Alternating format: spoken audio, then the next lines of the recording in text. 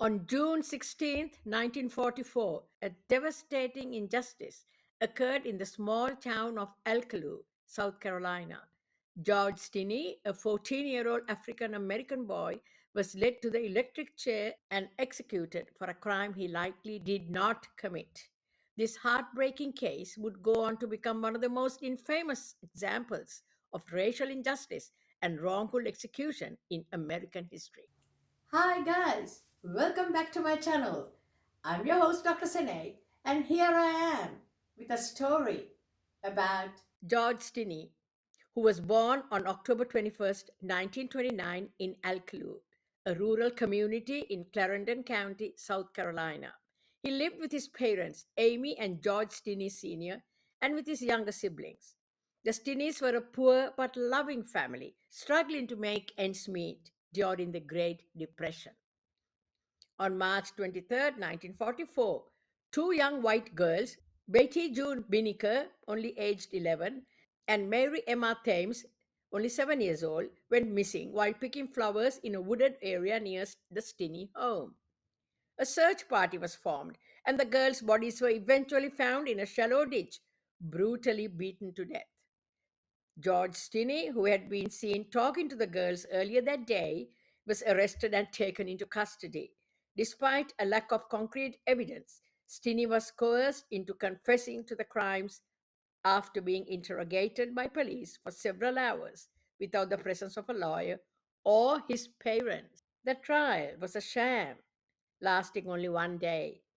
Guys, Stinney's court appointed lawyer did not challenge the prosecution's case or even call any witnesses. The all white jury deliberated for only 10 minutes before delivering a guilty verdict. Guys, Stinney was sentenced to death. He was only 14 years old. The execution was carried out in just 81 days after the trial. George Stinney, weighing only 95 pounds, was led to the electric chair where he was strapped in and electrocuted. And guys, I need to tell you something.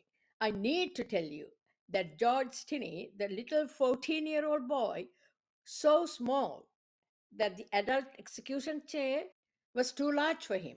Therefore, in order to prop him up, so that he could be properly secured to reach the electrodes, a Bible was actually used as a booster seat. Can you believe this, guys? And that's how justice was served for a 14-year-old black child for a crime he was totally innocent of. His family was not allowed to attend the execution, and his body was buried in the local cemetery.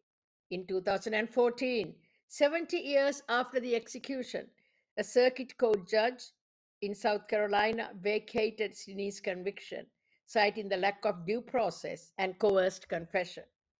While this decision was a belated acknowledgement of the grave injustice that had occurred, it came too late for George Stinney and his family. The case of George Stinney serves as a powerful reminder of the racial injustices and systematic flaws that plagued the American justice system for centuries.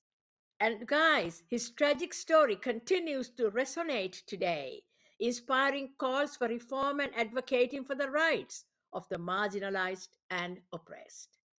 That's it for tonight, guys. Thank you and good night.